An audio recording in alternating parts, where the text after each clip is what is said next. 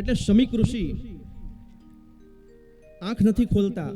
પરીક્ષિત રાજાને એનું અપમાન થયું એવું જાણી અને બાજુમાં એક મરેલો સર્પ પડ્યો હતો. બાણ વડે એ સર્પને ઉપાડી અને શમીક ઋષિના ગળામાં પહેરાવી દીધો. અને શમીક ઋષિના ગળામાં સર્પને પહેરાવ્યો એટલે શમીક ઋષિનું આ ભયંકર અપમાન થયું અને પરીક્ષિત રાજા ત્યાંથી જતો રહે છે. એનો પુત્ર હતો, 5 વર્ષનો જ બાળક હતો. શમીક ઋષિનો પુત્ર 5 વર્ષનો બ્રાહ્મણનો બાળક હતો. બોલો, 5 જ વર્ષનો. એને શ્રાપ આપવાની શક્તિ હતી એનામાં. જોયું કે મારા પિતાને ગળાની અંદર આ મરેલો સર્પ નાખનારો દુષ્ટ કોણ છે. કૌશિકી નદીનું પાણી લીધું અને કૌશિકી નદીનું પાણી હાથમાં લીધું અને ભાગવતમાં લખ્યું ઇત્યુક્તરોષમાગ્રતો વયસ્યાન્દ્રુ બાલકઃ, 5 વર્ષનો બાળક. એવું કહે છે દંગ્યતિ સમમ કુલાગાર ચોદિતો મે તદ્ગુહમ ઇતિ લંગિત મર્યાદઃ. જેણે આ મર્યાદા લાંગી છે, જેણે મારા પિતાની અંદર આ સર્પ ગળામાં નાખ્યો છે, તક્ષકે સપ્તમે હનીહી દગ્યતિવમ કુલંગારહો ચોદિતવે તત્કુલમ. આજથી 7મા દિવસે મારા મોકલેલો તક્ષક નામનો નાગ એને કરડશે અને એનું મૃત્યુ થશે. જળ મૂકી દીધું. વીજળીનો ગડગડાટ થયો.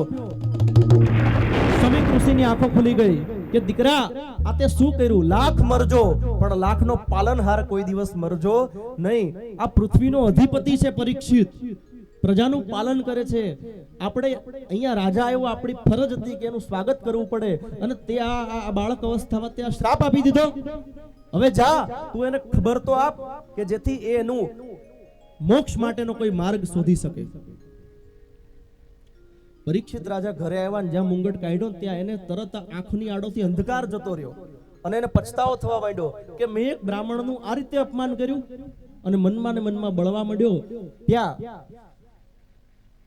શૃંગી બાળકનો મોકલેલો ચેલો આવે છે અને કહે છે કે તમને આવો શ્રાપ આપવામાં આવ્યો છે, માટે હવે તમે તમારું નિવારણ કરો. પરીક્ષિત મહારાજ દુખી થવાને બદલે ખુશ થયા કે ભલે મને આજે સજા મળી છે એ બરાબર છે. તરત જન્મે જઈ જેનો પુત્ર હતો એને રાજ તિલક કરી દીધું. વલ્કલ વસ્ત્રો પહેરી ગંગા નદીના કિનારે આવી અને ધ્યાનમાં બેસી ગયા. દરેક ઋષિ મુનિઓને પૂછે છે કે કોઈ મોક્ષનો માર્ગ બતાવો અને મોક્ષનો માર્ગ બતાવો. દરેક ઋષિ મુનિઓ અલગ અલગ વાતો કરે છે પણ એમાં ભગવાને પ્રેરણા કરી કોને? શુકદેવજીને કે શુકદેવજી ખરો ભક્ત મળ્યો છે, જાઓ આ જ અવસર છે, દિવ્ય ભાગવતનો ઉપદેશ આને સંભળાવો.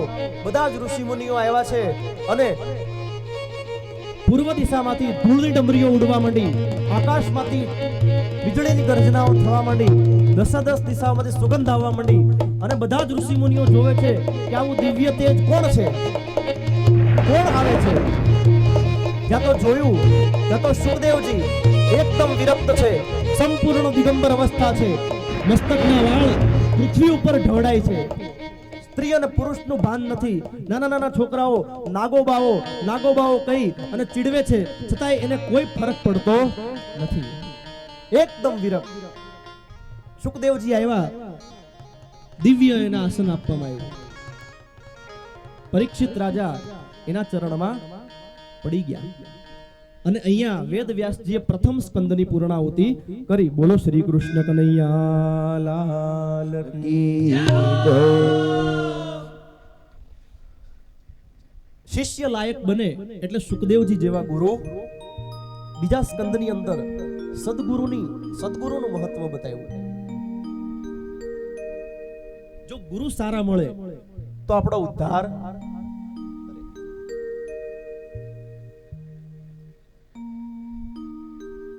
નહીતર સગા મળે જો સ્વાર્થી, પાપી મળે જો પડોશ, ગુરુ મળે જો લાલચી, ત્રણેય કર્મના દોષ. સિયાવર રામચંદ્ર કી જય. હે સગા મળે જો સ્વાર્થી, પાપી મળે જો પડોશ, ગુરુ મળે જો લાલચી, આ ત્રણેય કર્મનો દોષ.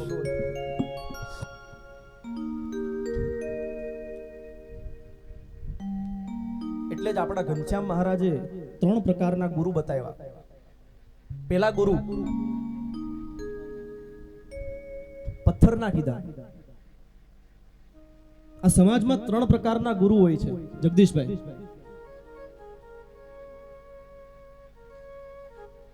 પેલા ગુરુ પથ્થરના,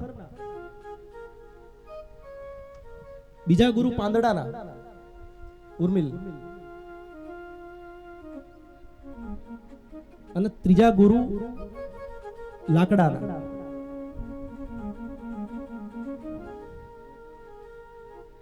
બોલો જગદીશભાઈ, તમે કેવા ગુરુ પસંદ કરશો? પથ્થરના, પાંદડાના કે લાકડાના? બોલો બોલો, કોઈ દંડ કોઈ નથી, જે આપજો જવાબ. લાકડાના. તું ઉર્મિલ? પથ્થરના. પથ્થરના. હા, તમે ભાઈ? છેલ્લે મરૂન ટી-શર્ટ. પાંદડાના. હા. ઉર્મિલ હાવ ખોટો, ઓલા ભાઈ અડધા હાચા, જગદીશભાઈ પૂરા હાચા. પથ્થર હોય અને પાણી ઉપર ડૂબો તો, પાણી ઉપર મૂકો તો ડૂબી જાય. ડૂબાડે એવા ગુરુ હાલે?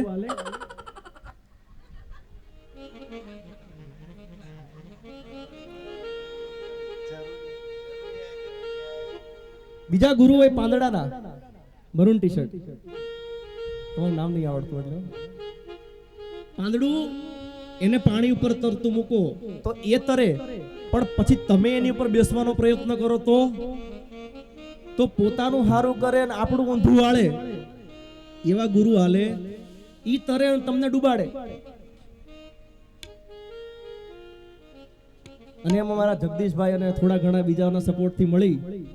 હા, જગદીશભાઈ નો જવાબ નથી મને ખબર છે, કારણ કે એને કઈ જવાબ જ ન આપ્યો.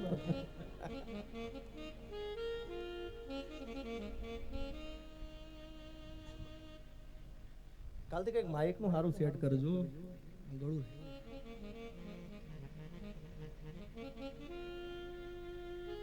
લાકડાની સરસ મજાની હોડી બનાવો અને એને પાણી પર મૂકો, એ તરે અને તમને પણ તારે. સદગુરુ લાકડા જેવા હોવા જોઈએ. यह तन विष की वेलरी, गुरु अमृत की खान, शीश दिए सदगुरु मिले तो भी सस्ता जान. शीश दिए, જો આપણું માથું આપવાથી સાચા ગુરુ મળતા હોય તો આ સોદો કેવો કહેવાય? સસ્તો કહેવાય. આટલો સંદેશો મારા ગુરુજીને આટલો સંદેશો મારા ગુરુજીને કહેજો. સેવક જાણીને રુદિયા મારે જોરે, સેવક જાણીને મારા જોરે. આટલો સંદેશો મારા ગુરુજીને કહેજો. આટલો સંદેશો મારા ગુરુજીને કહેજો.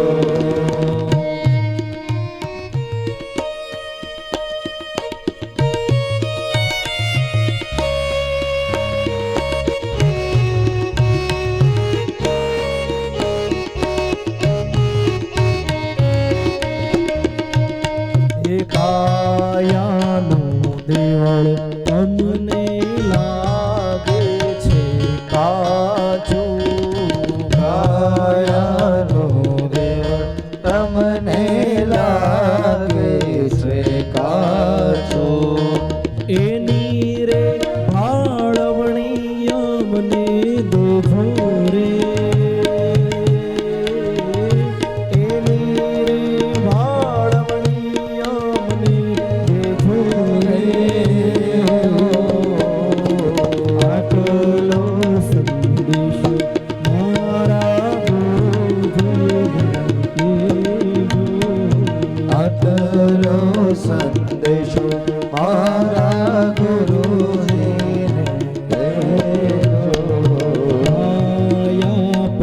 પડશે ને હંસો ક્યાં જઈ સમાશે કાયા પડશે ને હંસલો ક્યાં જઈ સમાશે એ ઘર બતાવી અમને દેજો રે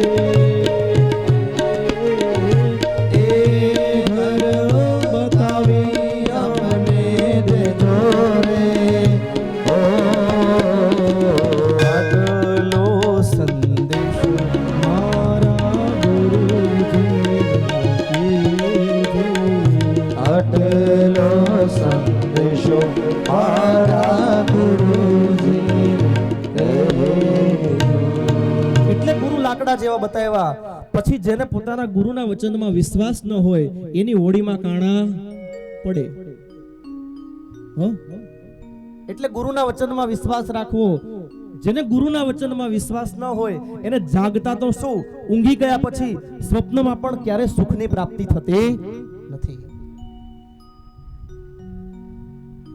ચેલો અહીંયા લાયક બન્યો, પરીક્ષિત અહીંયા લાયક બન્યા, બધું જ છોડી દીધું. ઉત્તમ ભોગવાળી હસ્તિનાપુર નગરી, બધાય સાધન સંપન્ન હતા, છતાંય એક ક્ષણે છોડી અને ગંગા નદીના કિનારે આવી અને ભગવાનની ભક્તિમાં લાગી ગયા. સુખદેવજીના ચરણમાં પડી ગયા અને મોક્ષનો ઉપાય પૂછે છે.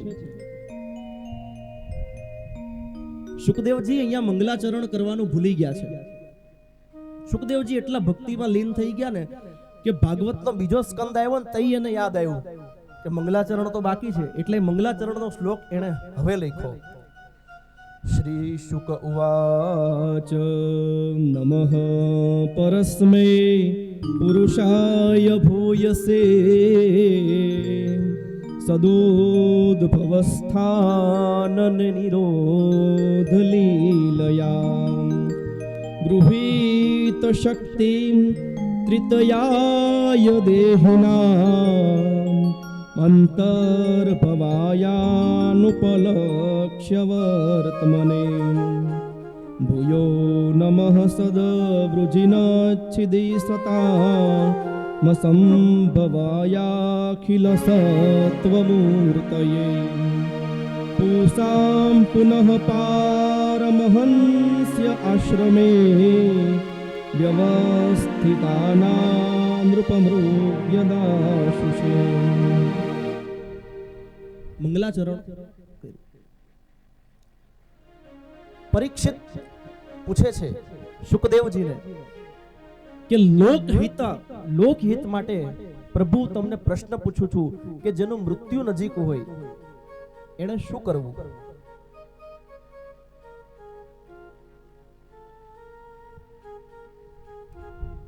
એટલે ભાગવતની અંદર મૃત્યુ નજીક છે કે નહીં એના એક બે ઉદાહરણ આપ્યા કે જેને આકાશમાં અરુંધતીનો તારો ન દેખાય તો સમજવું કે 3 મહિનામાં એ વ્યક્તિનું મૃત્યુ થશે. જેને એવું સ્વપ્ન આવે કે હું ગધેડા ઉપર બેઠો છું અને કાદવની અંદર પડ્યો છું, 1 મહિનામાં એનું મૃત્યુ થાય.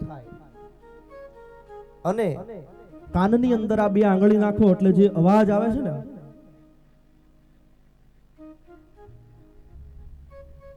આંગળી નાખજો એટલે અવાજ આવશે અંદરથી, આપણા શરીરના વાઇબ્રેશનનો અવાજ.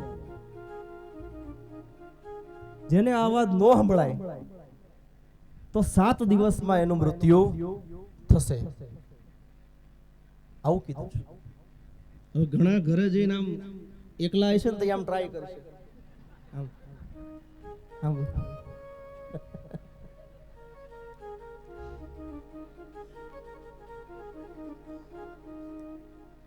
પછી નો સંભળાય ને તો આમ બીજી ચિંતા ન કરતા ઓલું હેર સ્પિન લઈને આમ મેલ બેલ સાફ કરજો.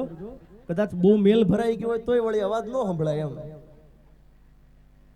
પછી બહુ આમ મારું તમે બહુ માનતા નહીં હો.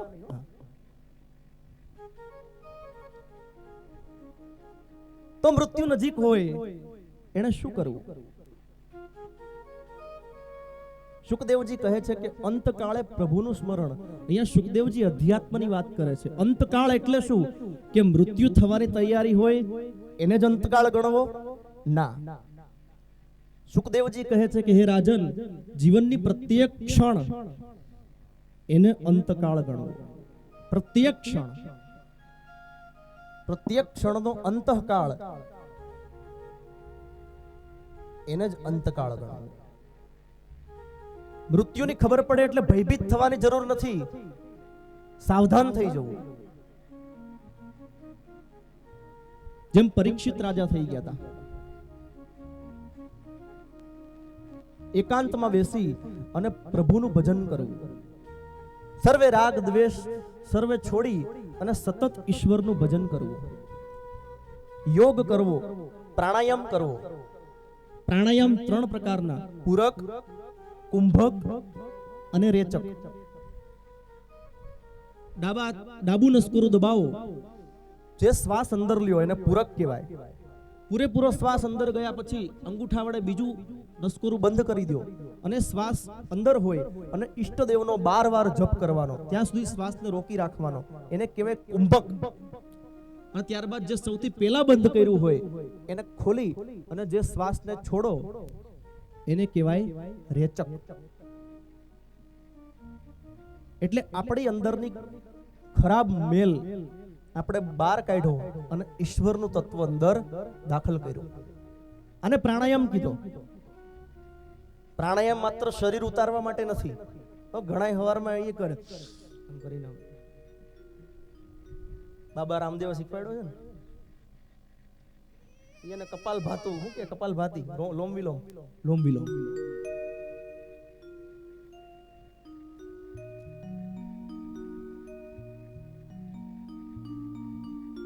પછી વિરાટ પુરુષનું વર્ણન બતાવ્યું શુકદેવજીએ કે જો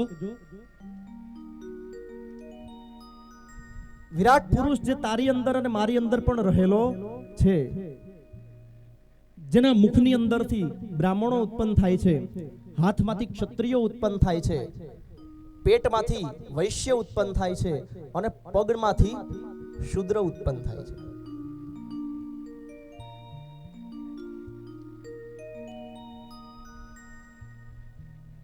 બ્રાહ્મણોસ્ય મુખમાં સિદ્ધ બાહુરાજન્યઃ કૃતઃ ઉરુતદસ્ય યદ્વૈશ્યઃ તદ્વ્યાઘ્નશૂદ્રો અજાયત.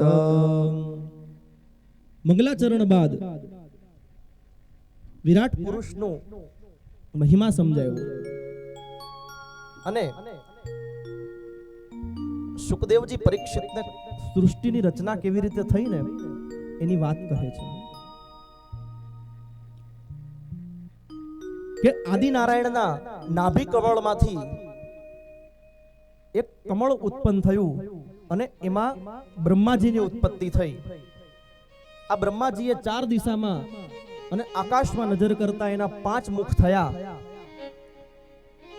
બ્રહ્માજીએ તપ તપ તપ એવો અવાજ સાંભળ્યો એટલે બ્રહ્માજીએ 1000 વર્ષ સુધી તપ કર્યું અને તપથી ભગવાન પ્રસન્ન થયા અને ચતુશ્લોકી ભાગવતનો ઉપદેશ નારાયણે કર્યો. ભગવાને પોતાની માયા ફેલાવી છે, માયાની વાત કરી કે ભગવાનની માયાને લઈ અને આ પૃથ્વી પ્રલય કાળે રસાતળની અંદર લીન થઈ જાય છે. ભગવાન પોતે યોગ નિંદ્રાની અંદર જતા રહે છે અને યોગ નિંદ્રાને શયનમાંથી જ્યારે પ્રભુ જાગૃત થાય છે ત્યારે પાછો યોગ માયાનો આશ્રય લઈને જ પૃથ્વીનો રચના કરે. આ માયા તમને અને મને બહુ હેરાન કરે છે, બરાબર? ભગવાને એક વખત સુદામાને પણ માયા બતાવી. જ્યારે સુદામાજી અને કૃષ્ણ ભગવાન સાંદીપની ઋષિના આશ્રમમાં ભણતા હતા ત્યારે સુદામાજી એવું કહે છે વારે વારે કે મને તમે માયાનું દર્શન કરાવો ને.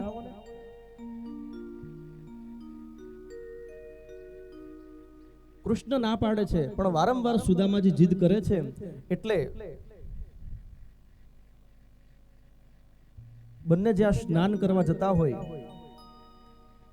ત્યાં કૃષ્ણ ભગવાન પેલા સ્નાન કરીને બહાર નીકળી ગયા અને પિતાંબરની પાટલી પાડે છે, પિતાંબર પહેરવા માંડ્યા. સુદામા હજી સ્નાન કરતા હતા ને અને બહાર નીકળવા ગયા એવો એનો પગ લપસ્યો અને નદીમાં ડૂબી ગયા. જેવા ડૂબી ગયા અને બહાર નીકળ્યા ત્યાં એક મોટું નગર દેખાણું અને કોઈએ કહ્યું કે આ નગરમાં એક કુંવરીનો સ્વયંવર છે અને જેની ઉપર આ હાથણી કળશ ઢોળશે એના લગ્ન એક કુંવરી હારે થશે. એટલે ઓલી હાથણી સુદામા ઉપર કળશ ઢોળી દીધો. સુદામા એ નગરનો રાજા બની ગયો. 2 વર્ષમાં 2 કુંવરનો પિતા બની ગયો અને અચાનક એક દિવસ એની પત્નીનું મૃત્યુ થતા એમ કહ્યું કે અહીંયા એવો રિવાજ છે કે પત્ની મરી જાય તો પતિએ પણ એની પાછળ જળ સમાધિ લેવી પડે. એમ કઈ ગામવાળાઓએ પાછો ઉચકી અને સુદામાને પાણીમાં ફેંકો અને માંડ માંડ સુદામાજી જ્યાં બહાર આવ્યા ત્યાં હજી કૃષ્ણ ભગવાન પાટલી જ પાડે છે. બોલો શ્રી કૃષ્ણ કનૈયા. આ માયા ઓલો પગમાં પડી ગયો કે આ ધંધો હવે ન કરતા. આ માયા તો તમને ને મને બધાને નર્તકીની જેમ નચાવે છે. નર્તકી તો એ નર્તકીનો નાશ કરવા માટે નર્તકી શબ્દનું ઊંધું કરો. શું થાય ઉર્મિલ? કીર્તન. નર્તકી શબ્દનું ઊંધું શું થાય? કીર્તન. કીર્તન કરો. આવો જેને રમવું હોય આપણે સરસ મહારાજ ઘનશ્યામ મહારાજને યાદ કરી અને એક સરસ મજાનું કીર્તન ગાઈએ. બોલો શ્રી ઘનશ્યામ મહારાજ કી જય. સ્નેહ ભર્યા નયને નિહાળતા હો વંદન આનંદ ઘન શ્યામને. સ્નેહ ભર્યા નયને નિહાળતા હો વંદન આનંદ ઘન શ્યામને. અહિમય દ્રષ્ટિએ નિહાળતા હો વંદન આનંદ ઘન શ્યામને. અહિમય દ્રષ્ટિએ નિહાળતા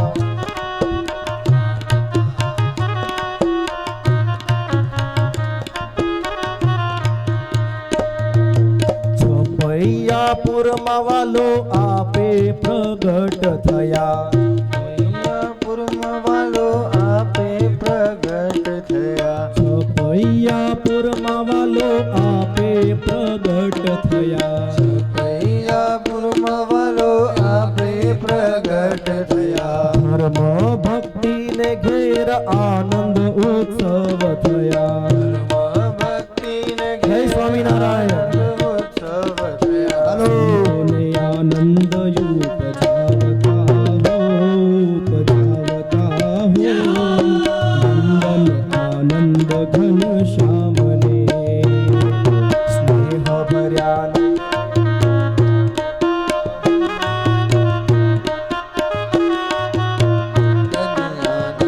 ઘન શ્યામને.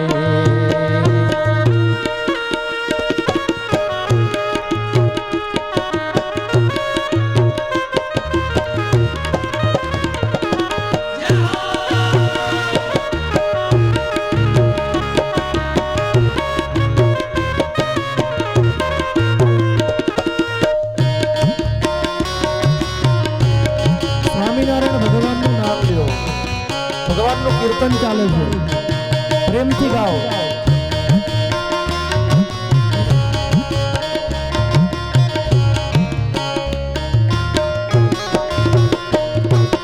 બાળ ચરિત્ર કરી આપે વન વિચર્યા. બાળ ચરિત્ર કરી આપે વન વિચર્યા.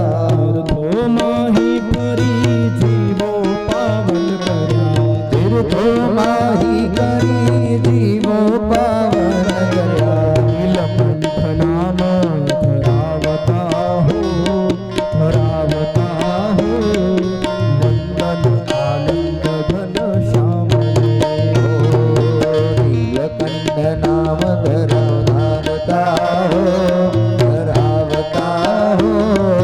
વંદન આનંદ ઘન શ્યામને. વસ્ત્ર પરી આપે વન વિચર્યા.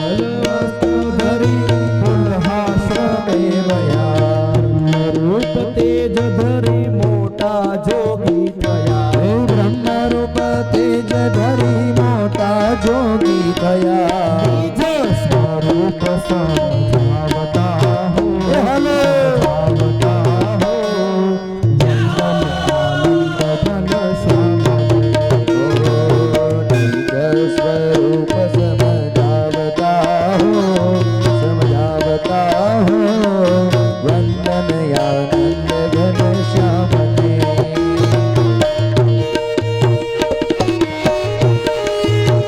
બધા તાળી પાડો હેલો જય સ્વામિનારાયણ જય ઘનશ્યામ મહારાજ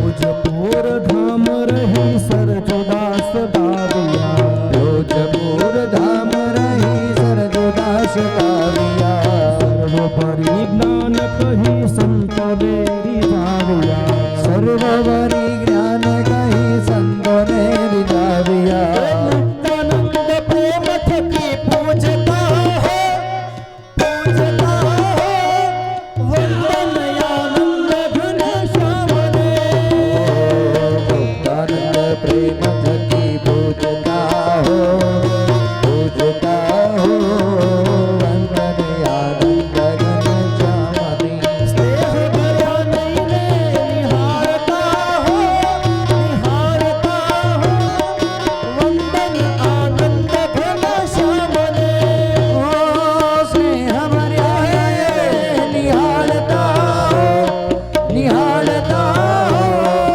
વંદન આનંદ ઘન શ્યામને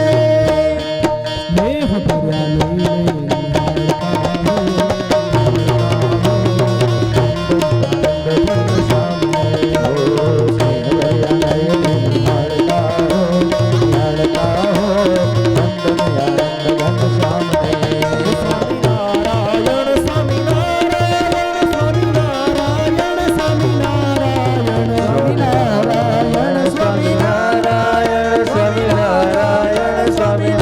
ભર્યા નયને સ્વામિનારાયણ સ્વામિનારાયણ સ્વામિનારાયણ બોલો શ્રી સ્વામિનારાયણ ભગવાન કી જય અહીંયા સુખદેવજી દ્વિતીય સ્કંદને વિરામ આપે છે. બોલો શ્રી કૃષ્ણ કનૈયા લાલ કી જય. ત્રીજા સ્કંદની અંદર પ્રવેશ કરીએ.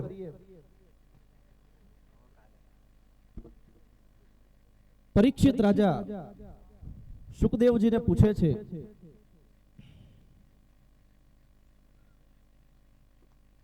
કે વિદુરજી અને મૈત્રેય ઋષિનો ભેટો ક્યારે થયો અને શું વાત થઈ. ત્રીજા સ્કંદની શરૂઆતમાં મૈત્રેય ઋષિ અને વિદુરજીની વાત આવી. હવે પછીની જે કથા છે એ મૈત્રેય ઋષિ વિદુરજીને સંભળાવે છે.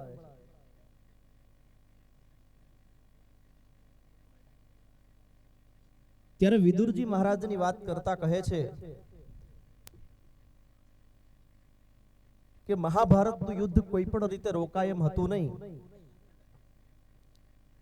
એટલે વિદુરજી અને એની પત્ની સુલભા એ બંને હસ્તિનાપુર છોડી અને હસ્તિનાપુરની બહાર આવેલા નદી કિનારે એક ઝૂંપડીની અંદર રહેવા લાગ્યા. પ્રભુ ભજન કરે છે, પ્રભુનું ધ્યાન કરે છે. નદીના કિનારે ઉગેલી તાંદળિયાની ભાજી એનો આહાર કરે છે. આહાર બહુ મર્યાદામાં કરવો. ભોજનના પ્રકાર બતાવ્યા છે. સવારનો નાસ્તો રાજાશાહી જેવો, સવારે બધાય નાસ્તો કરવો જ જોઈએ. બપોરનું ભોજન રાજકુમારની જેવું, નખરા કરતા કરતા જે ખાય ને રાજકુમારો એવું જેટલી ભૂખ હોય એની કરતા 70 થી 80% જમવું, અને પછી રાતનું ભિક્ષુકની જેવું જે મળે જેટલું મળે થોડું ઘણું ખાય. આ તો ઘણા આખો દી નો ખાય ને રાતે ધડબડાટી બોલાવતા હોય.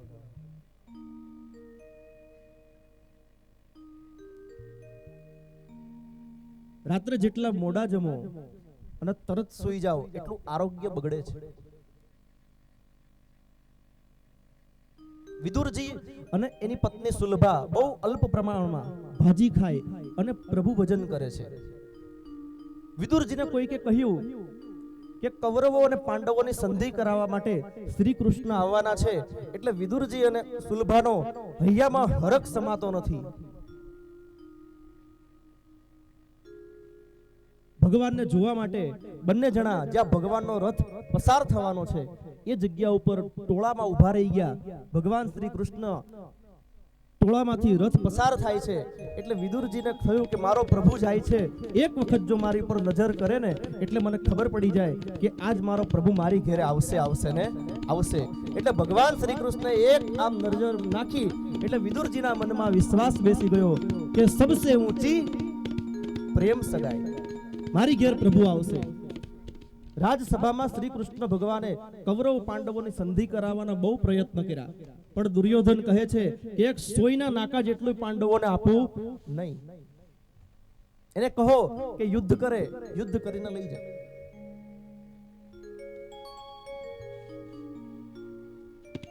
જ્યારે દુર્યોધન આ વાત નથી માનતો ત્યારે શ્રી કૃષ્ણ રજા લે છે. જમવાનો સમય થઈ ગયો છે. દુર્યોધન કહે છે કે ચલો તમારા માટે 56 ભોગ તૈયાર કર્યા છે. શ્રી કૃષ્ણ કહે છે કે તારે ત્યાં હું ભોજન ન લઉં, તારે ને મારે મન દુઃખ છે. જેને મન દુઃખ હોય એની ઘરે જમાતું નથી. એક શત્રુના ઘરે ન જમાય, ભિખારીનું અન્ન ન ખવાય. આપણી કરતા બહુ જ અતિશય પૈસાદાર માણસની ઘરે પણ બહુ જમવું નહીં. એટલે દ્રોણાચાર્ય ભગવાન કૃષ્ણને કહે છે કે તો પ્રભુ મારી ઘરે જમવા ચાલો. કૃષ્ણ ભગવાન દ્રોણાચાર્યને પણ ના પાડે છે. તો કહે છે કે તો ક્યાં જમશો? ક્યાંક તો જમશો ને. આ તરફ વિદુરજી અને સુલભા એ બંને ભગવાનને આવવાની રાહ જોવે છે. એટલે વિદુરજી કહે છે કે એ પ્રભુ થોડા આપણી ઘરે આવે જમવા. ત્યાં તો દુર્યોધને કેટલાય મીઠાઈ મેવા તૈયાર કર્યા છે. એટલે આપણે એક કામ કરીએ, આ ઝૂંપડીનું દ્વાર બંધ કરી અને આપણે ભગવાનનું ભજન કરીએ. એટલી તીવ્રતાથી ભગવાનનું ભજન કરો કે ભગવાન પોતે આવીને દ્વાર ખખડાવે. હો સબસે ऊंची प्रेम सगाई, सबसे ऊंची प्रेम सगाई. दुर्योधन के मेवा त्यागे, दुर्योधन के मेवा त्यागे, साग विदुर घर खाई.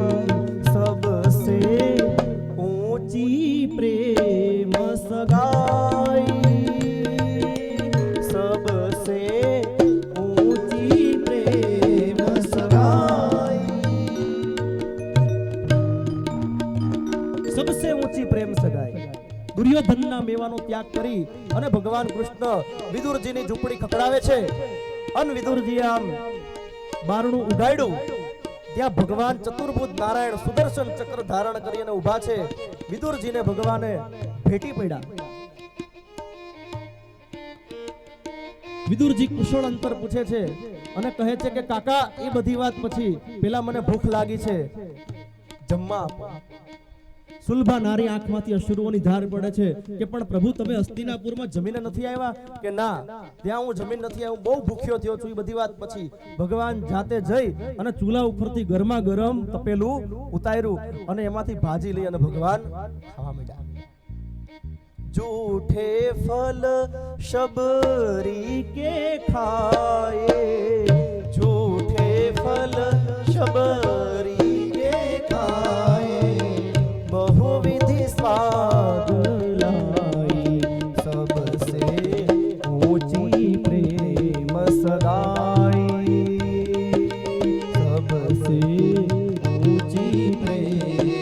સદા જેમ ભગવાને એઠા ફળ શબરીના ખાધા હતા એમ ભગવાન અહીંયા વિદુરજીની ઘેર દાસી પુત્ર છે છતાંય ભગવાને તાંદળિયાની ભાજી પ્રેમપૂર્વક આરોગી છે અને ભગવાન ત્યાંથી વિદાય લે છે જતા જતા વિદુરજીને કહે છે કે તમે હવે હસ્તિનાપુરનો ત્યાગ કરો, કારણ કે શાસ્ત્ર કહે છે કે જ્યાં સુધી ઘરની અંદર એક પણ પુણ્યશાળી માણસ હોય ત્યાં સુધી એ ઘરનો વિનાશ થતો નથી. તમે જ્યાં સુધી હસ્તિનાપુરમાં હશો હું કૌરવોનો વિનાશ કરી શકીશ નહીં. એટલે વિદુરજી હસ્તિનાપુર રાજ્ય છોડી અને દિવ્ય જાત્રાઓ કરે છે. કનખલ, હરિદ્વાર, કેદારનાથ એમ અનેક પ્રદેશો પવિત્ર કરતા કરતા વિદુરજી ઉદ્ધવજીને મળે છે. ઉદ્ધવજીને જોઈ ગયા. રમણ રેતીમાં ભગવાન વિદુરજી આળોટે છે. જે જગ્યાએ કૃષ્ણ ભગવાન ઉઘાડા પગે ફેરાતા એને રમણ દ્વીપ કહેવાય છે. રમણ રેતીમાં વિદુરજી આળોટે છે. ત્યાં કિનારા ઉપર ઉદ્ધવજી બેઠા હોય. બંને સંત મળ્યા એટલે જ્ઞાનની વાતો શરૂ થઈ. ઉદ્ધવજી કહે છે કે તમને ખબર છે કે આપણા કૃષ્ણ ભગવાન સ્વધામ ગમન કરી ગયા અને એણે મને છેલ્લે દિવ્ય ઉપદેશ આપી અને તમને અહીંયા મોકલા છે અને કહ્યું છે કે મારો વિદુર મળે તો એને કહેજો કે મારી ભક્તિ કરી અને મારા પવિત્ર ધામમાં આવે. વિદુરજી ખૂબ રડે છે.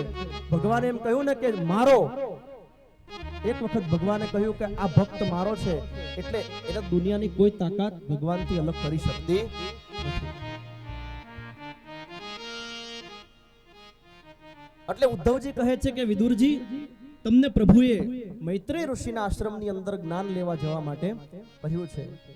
મૈત્રેય ઋષિના આશ્રમમાં વિદુરજી આવ્યા એટલે વિદુરજીના મૈત્રેય ઋષિ કહે છે કે હું તમને ઓળખું છું, તમે યમરાજનો અવતાર છો. કોનો? વિદુરજી કોણ હતા? યમરાજના અવતાર હતા.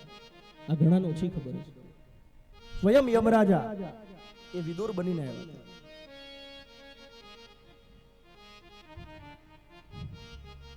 પૂર્વ જન્મમાં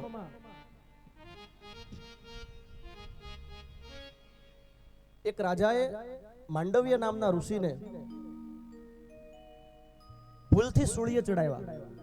ચોરોએ ચોરેલું ધન માંડવ્ય ઋષિના આશ્રમમાં છુપાવ્યું અને માંડવ્ય ઋષિ સમાધિમાં લીન હતા, એને ખબર નહીં. ચોરોએ ચોરી કરેલો માલ ધન ત્યાંથી પકડ્યું એટલે માંડવ્ય ઋષિને સૂળી ઉપર ચડાવ્યા, પણ ગાયત્રી મંત્રની એટલી બધી ઉપાસના હતી કે એ સૂળી ભાંગી ગઈ. એટલે રાજાને થયું કે આ નિર્દોષ છે. એટલે માંડવ્ય ઋષિએ રાજાને કોઈ શ્રાપ ન દીધો, પણ આનું કારણ પૂછવા છેક યમલોકમાં ગયા. સદેહે એવું એનું તપ હતું. ત્યાં જઈને યમરાજાને કહે છે કે કહો મારાથી એવો શું અપરાધ થયો હતો કે તમે મને વગર કારણે સૂલી ઉપર ચડાવ્યો? ત્યારે યમરાજ આંખ બંધ કરીને એમ કહે છે કે તમે 3 વર્ષના હતા ત્યારે એક પતંગિયાને તમે સૂળી ભરાવી હતી. એટલે કહે છે કે 5 વર્ષ પહેલાનું બાળક હોય, 5 વર્ષ સુધીનું બાળક જે પાપ કરે ને, શાસ્ત્ર એવું કહે છે કે એને સજા સ્વપ્નમાં અપાય. ઘણા બાળકો ખબર ઊંઘમાં ભડકીને રોવા મળે, એ સ્વપ્નની અંદર એવી કોઈ કર્મની સજા હોય એટલે થોડોક ટાઈમ રડે અને પછી શાંત થઈ જાય. આવો શાસ્ત્રનો નિયમ છે. 5 વર્ષનું બાળક પાપ કરે ત્યાં સુધીની સજા એને સ્વપ્નમાં આપવી પડે. માટે હું તમને શ્રાપ દઉં છું કે તમે આ યમલોક ત્યાગ કરી અને દાસી પુત્ર થઈ અને જન્મશો. આ એ વિદુરજી દાસી રૂપે જન્મે. હવે વિદુરજી મૈત્રેય ઋષિ પાસેથી કથા સાંભળે છે એટલે સૃષ્ટિની રચનાની વાત જે કરી હતી એ આગળ ચાલે છે. અહીંથી કથા કે બ્રહ્માજીએ પોતાના શરીરમાંથી મનુ અને શત્રુપા નામના સૌ પ્રથમ પેલા પતિ પત્ની ઉત્પન્ન કર્યા અને મૈથુની સૃષ્ટિ રચનાનો આદેશ દીધો. મૈથુની સૃષ્ટિ રચનાનો આદેશ દીધો એટલે મનુ ભગવાન કહે છે પણ કે હું પ્રજા ઉત્પન્ન કરું પણ રાખું ક્યાં? મારે મૂકવી ક્યાં? પૃથ્વી તો રસાતાળમાં છે, ક્ષીર સાગરની અંદર ડૂબેલી છે. બ્રહ્માજીને યાદ આવ્યું. અન બ્રહ્માજીએ જ્યાં વિચાર કર્યો ત્યાં બ્રહ્માજીને એક છીક આવી અને આ છીકની અંદરથી એક સુવરનું બચ્ચું, ભૂંડ આકારનું બચ્ચું, જેને આપણે ભૂંડણું કહીએ છીએ, એ એ ભૂંડ આકારનું બચ્ચું પ્રગટ થયું અને દેવતાઓ જોવે છે. ધીમે ધીમે એ બચ્ચુએ મોટું સ્વરૂપ ધારણ કર્યું, બહુ મોટું સ્વરૂપ ધારણ કર્યું અને દેવતાઓને ખબર પડી ગઈ કે આ કોઈ બચ્ચું નહીં, આ સ્વયં પરમાત્મા છે. અને ભગવાનનો અહીંયા અવતાર થયો. બોલો વરાહ નારાયણ ભગવાન. વરાહ ભગવાને ભયંકર ગર્જના કરી અને પૃથ્વીને લેવા માટે વરાહ ભગવાન રસાતાળમાં ગયા. પૃથ્વીને ઉપાડી અને પોતાની દાઢના અગ્રભાગ ઉપર મૂકી અને જ્યાં બહાર આવે છે ત્યાં હિરણ્યાક્ષ નામનો રાક્ષસ આવ્યો. હિરણ્યાક્ષ નામનો રાક્ષસ કે ડુક્કર ઉભો રે, ક્યાં લઈ જાય છે આ પૃથ્વીને? ભાગવતમાં કીધું છે કે ભગવાન એને કહે છે કે હે કુત્તે, પુત્રા તું મને શું કહેવાનો હતો? અને બંને વચ્ચે ભીષણ યુદ્ધ થાય છે. દાઢ ઉપર પૃથ્વી છે અને વરાહ અને હિરણ્યાક્ષનું ભયંકર યુદ્ધ થાય છે. એક તરફથી ભગવાન પૃથ્વીને પકડે છે અને બીજી બાજુથી વરાહ જોડે યુદ્ધ કરે છે. હિરણ્યાક્ષ જોડે યુદ્ધ કરે છે અને આમ કરતા કરતા ભગવાને પોતાના જે બે આગળના તીક્ષ્ણ દાંત હતા એ હિરણ્યાક્ષની છાતીમાં ભરાવ્યા અને હિરણ્યાક્ષને મારી નાખ્યો. દેવતાઓએ જય જયકાર કર્યો. બોલો વરાહ નારાયણ ભગવાન કી જય. અને પૃથ્વીને શેષ નારાયણની એક ફેણા ઉપર મૂકી દીધી. આવું સાંભળ્યું એટલે વિદુરજી એમ કહે છે કે આ તમે શું કર્યું? મૈત્રેયને કે આ સંક્ષિપ્તમાં કહી નાખ્યું. વરાહ ભગવાન પ્રગટી ગયા હિરણ્યાક્ષને, પણ આ હિરણ્યાક્ષ કોણ હતો એ તો કયો. એટલે પછી વિસ્તારથી કથા કીધી કે બ્રહ્માજીના 4 માનસ પુત્રો સનક, સનંદન, સનાતન અને સનતકુમાર, આ 4 પુત્રો એક દિવસ વૈકુંઠમાં ભગવાનના દર્શન કરવા માટે ગયા અને ત્યાં એણે જય અને વિજય નામના 2 દ્વારપાળો એને રોક્યા કે તમે અત્યારે જશો તો ભગવાન નિંદ્રાધીન છે, એની નિંદ્રામાં ખલેલ પડશે, માટે હું તમને જવા નહીં દઉં.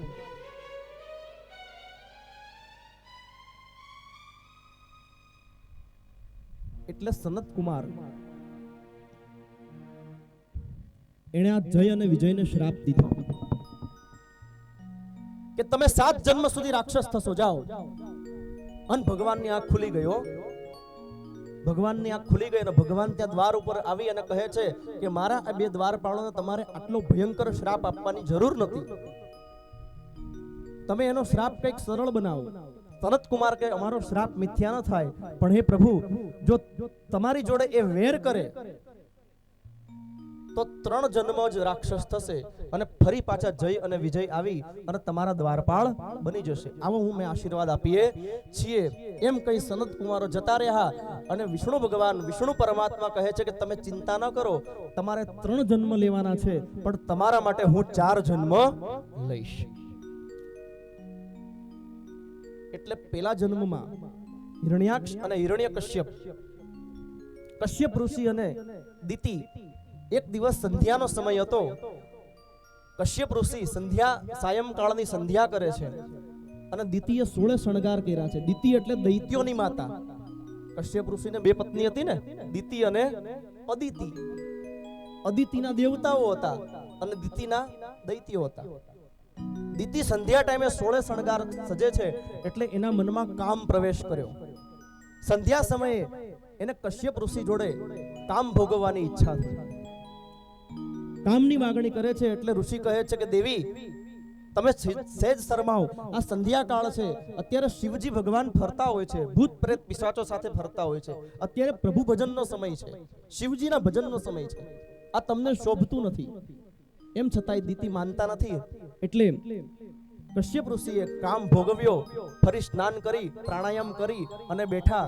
દિતિનું મન શાંત થતા એને એની ભૂલ સમજાણી, પણ કશ્યપ ઋષિએ કહ્યું કે મારા આ કામ ભોગથી તને જે 2 દીકરાઓ થશે એ ભયંકર રાક્ષસ પાકશે, જા આ તને મારો શ્રાપ છે. દિતિ રડે છે એટલે ઋષિને દયા આવે છે અને કહે છે કે તું ચિંતા ન કર, એને પ્રભુ મારશે અને પ્રભુના હાથથી જેનો ઉદ્ધાર થશે. સમય જતા હિરણ્યાક્ષ અને હિરણ્યકશ્યપ એ દિતિના ગર્ભની અંદર આવ્યા અને આ 2 હિરણ્યાક્ષ અને હિરણ્યકશ્યપનો જન્મ થયો. આ હિરણ્યાક્ષને ભગવાને માર્યો. પછી મનુ અને શત્રુપા પૃથ્વી પૃથ્વી જે શેષ નારાયણની ફેણા ઉપર મૂકી તો બ્રહ્માજીએ એના 14 વિભાગ પાડી દીધા. અતલ, વિતલ, સુતલ, તલાતલ, રસાતળ, મહાતળ અને પાતાળ. આ 7 પાતાળ બનાવ્યા અને ઉપર 7 લોક ભગવાને બનાવ્યા. ભૂલોક, ભુવરલોક, સ્વર્ગલોક, મહરલોક, જનોલોક, તપોલોક અને છેલ્લે સત્યલોક. આ મનુ અને શત્રુપાને 3 કન્યાઓ થઈ, આકૃતિ, દેવહૂતિ અને પ્રસૂતિ. અને 2 દીકરાઓ થયા, પ્રિયવ્રત અને ઉત્તાનપાદ. આ 2 દીકરાઓ થયા. એમાંથી આકૃતિના લગ્ન એ રુચિ નામના ઋષિ સાથે થયા, પ્રસૂતિના લગ્ન દક્ષ પ્રજાપતિ સાથે થયા અને જ્યાં દેવહૂતિના લગ્ન એ બ્રહ્માજીના પુત્ર કરદમ ઋષિ સાથે થયા. કોણ છે આ કરદમ ઋષિ? તો બતાડ્યું, સરસ્વતીના નદીના કિનારે ઝૂંપડી બાંધી અને ભગવાનની આરાધના કરે છે, ખૂબ ભગવાનનું તપ કરે છે. આખો દિવસ કંદમૂળ ફળનો આહાર કરી અને ભગવાનનું ભજન કરે છે. અને એમ કરતા કરતા એનું તપ વધ્યું એટલે ભગવાન સ્વયં આદિનારાયણ એની સમુખ પ્રગટ થાય છે. અને એને જોતા ભક્ત અને ભગવાનની આંખો જ્યાં એક થઈ ત્યાં ભગવાન નારાયણના આંખમાંથી અશ્રુઓના બિંદુઓ એ ધરતી ઉપર પડ્યા. એ ધરતી હતી આપણા સિદ્ધપુરની. એ જગ્યાએ બિંદુ સરોવર બન્યું. કરદમ ઋષિ કહે છે કે પ્રભુ, મારી ઈચ્છા લગ્ન કરવાની છે અને હું લગ્ન કરું, મર્યાદામાં રહી અને કામ સુખ ભોગવું અને તમારા જેવા દીકરાનો મારે જન્મ થાય. ભગવાન કહે છે કે મારા જેવું તો કોઈ છે નહીં, પણ તું ચિંતા ન કર, તને એવી યોગ્ય પત્ની મળશે કે જે તને તારી ઈચ્છા હશે તેવી તને ભક્તિ આપશે, ભક્તિમાં મદદ કરશે. થોડાક સમય પછી મનુ મહારાજ પોતાની કન્યાને દેવહૂતિને લઈ અને તારે ત્યાં આવશે, એનો તો સ્વીકાર કરજે. આટલું કઈ ભગવાન અંતર્ધ્યાન થઈ ગયા. અને નારદજીએ મનુ મહારાજને પ્રેરણા કરી કે આપ કરદમ ઋષિના આશ્રમમાં દેવહૂતિને લઈને જાઓ, યોગ્ય વર ત્યાં એમની રાહ જોવે છે. મનુ મહારાજ શત્રુપા દેવહૂતિને લઈ અને કરદમ ઋષિના આશ્રમમાં આવે છે. કરદમ ઋષિ દેવહૂતિને જોતા જ એનું મન ઠરે છે. એવી હતી દેવહૂતિ, રૂપ રૂપના અંબાર. જોતા જ ખબર પડે કે શીલવાન, ગુણવાન અને સંસ્કારી છે દેવહૂતિ. પરીક્ષા કરવા માટે 3 દર્ભના આસન પાથર્યા દેવહૂતિની પરીક્ષા કરવા માટે કે બેસો. મનુ મહારાજ બેસી ગયા, શત્રુપા રાણી બેસી ગયા. પણ દેવહૂતિ વિચારે છે કે મારા ભાવિ પતિ મારી માટે આસન બિછાવે છે તો મને પાપ લાગે અને ન બેસું તો અવિવેક થાય. માટે દેવહૂતિ માતાએ પોતાનો જમણો હાથ દર્ભના આસન ઉપર મૂક્યો અને જમીન ઉપર બેસી ગયા. એટલે પરીક્ષામાં પાસ થઈ ગયા. કરદમ ઋષિ અને મનુ મહારાજ એનો સંવાદ અહીંયા બતાવ્યો છે. કરદમ ઋષિ કહે છે કે હું આપની કન્યા સાથે લગ્ન કરું, પણ મારી એક શરત છે. એક દીકરાનો જન્મ થશે એટલે હું આ સંસાર સુખ છોડી અને વનની અંદર જતો રહીશ. બોલો, તમને મંજૂર હોય તો કયો. મનુ મહારાજ હા પાડે છે. મનુ મહારાજના આશીર્વાદથી કરદમ ઋષિ અને દેવહૂતિ માતાના લગ્ન થાય છે. અને પછી સંયમ રાખી અને એવું કહેવાય છે કે કરદમ ઋષિએ દેવહૂતિના સંયમની પરીક્ષા લીધી. 12 વર્ષ સુધી ખાલી ભક્તિ જ કરી. આટલી સરસ દેવહૂતિ છે પણ કરદમ ઋષિ એની સામુય જોતા નથી. અને દેવહૂતિ એવું વિચારે છે કે મને આવો પતિ મળ્યો માટે હું એની સેવા કરું. સેવા કરતા કરતા એનું શરીર કૃશ થઈ ગયું, દુર્બળ થઈ ગયું. 12 વર્ષ સુધી દેવહૂતિએ સેવા કરી.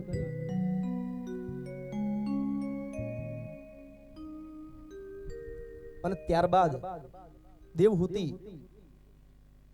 કરદમ ઋષિની એકવાર પ્રાર્થના કરે છે કે તમને તમારું વચન યાદ છે ને કે તમે મને એક પુત્ર આપશો. એટલે કરદમ ઋષિ કહે છે કે દેવહૂતિના મનની અંદર સૂક્ષ્મ વાસના રહેલી છે તો મારે હવે સાંસારિક જીવન પણ જીવવું જોઈએ. કરદમ ઋષિએ પોતાની સિદ્ધિનો તપનો ઉપયોગ કર્યો એટલે સરસ્વતીના નદીના કિનારા ઉપર અનેક અપ્સરાઓ ઉત્પન્ન થઈ જે દેવહૂતિ માતાને સરસ મજાનું સ્નાન કરાવે છે. કાયા કંચન વર્ણી બની છે. કરદમ ઋષિએ બીજી લીલા કરી એક વિમાન પ્રગટ થયું જેની અંદર ભોગ ભોગવવાના તમામ સાધનો હતા.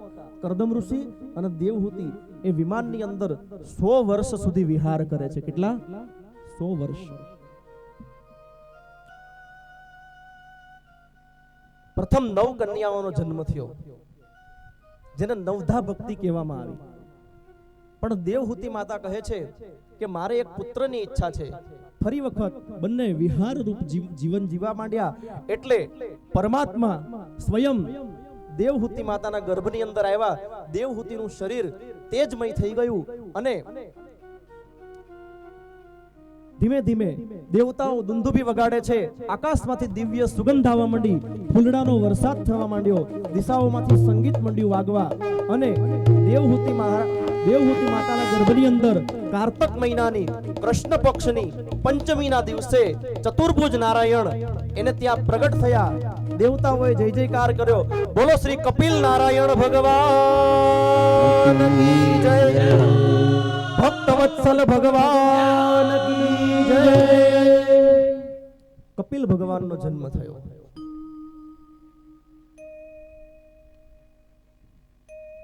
કપિલ ભગવાન દિવ્ય છે અને કપિલ ભગવાનના જન્મ બાદ કરદમ ઋષિ વનમાં જઈ અને પ્રભુ ભજનમાં લાગી ગયા.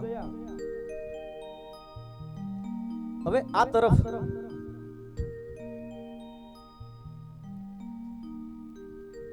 દેવહૂતિને સરસ મજાનો અવસર મળ્યો.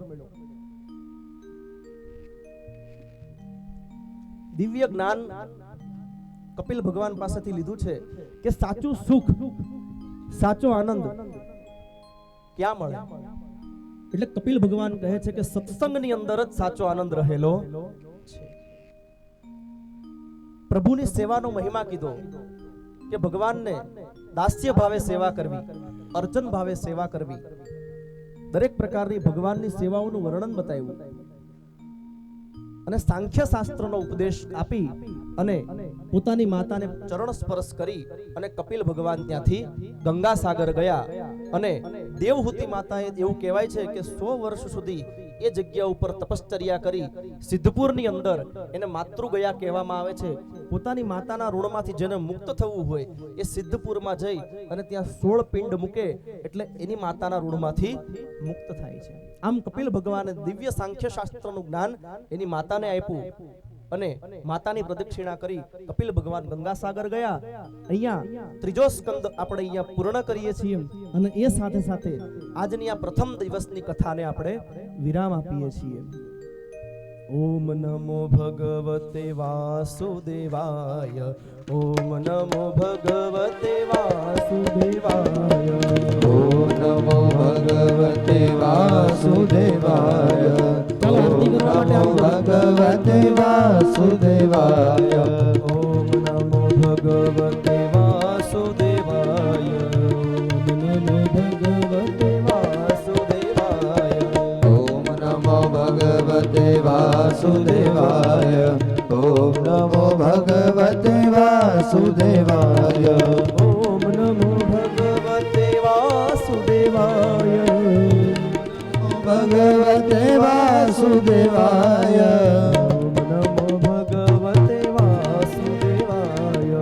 ઓમ નમો ભગવતે વાસુદેવાય.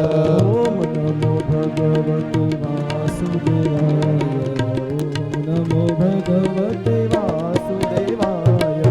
ઓમ નમો ભગવતે વાસુદેવાય. ઓમ નમો ભગવતે વાસુદેવાય. હરે કૃષ્ણ હરે કૃષ્ણ કૃષ્ણ કૃષ્ણ હરે હરે હરે હરે રામ હરે રામ રામ રામ હરે હરે. હરે કૃષ્ણ હરે કૃષ્ણ કૃષ્ણ કૃષ્ણ હરે હરે હરે રામ રામ રામ હરે હરે. બોલો શ્રી કૃષ્ણ કનૈયા લાલ કી જય.